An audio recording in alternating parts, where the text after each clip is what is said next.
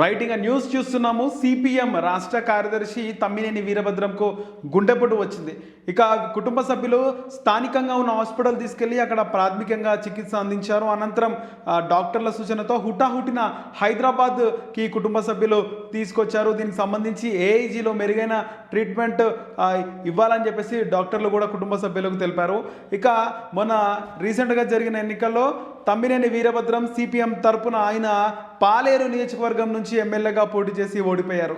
ఇక ఆ తర్వాత ముఖ్యమంత్రి రేవంత్ రెడ్డిని కూడా కలిశారు. రేవంత్ రెడ్డిని కలిసి తన మద్దతు కాంగ్రెస్ పార్టీకి అని చెప్పేసి ముఖ్యమంత్రి రేవంత్ రెడ్డితో ఆయన చెప్పారు. ఇక సిపిఎం పార్టీలో కీలక నాయకులుగా తెలంగాణ ఉద్యమంలో కూడా కీలకంగా వ్యవహరించిన వీరభద్రం మొన్న జరిగినటువంటి ఎన్నికల్లో పాలేరు నియోజకవర్గం నుంచి పోటీ చేశారు.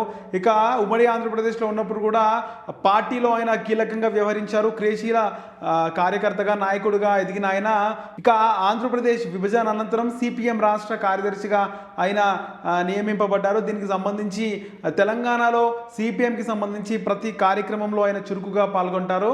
ఇక ఆయన గుండెపోటు రావడంతో అక్కడ ఖమ్మంలోని స్థానిక హాస్పిటల్లో చూపించి అక్కడ నుంచి హైదరాబాద్కి తీసుకొస్తున్నారు కుటుంబ సభ్యులు.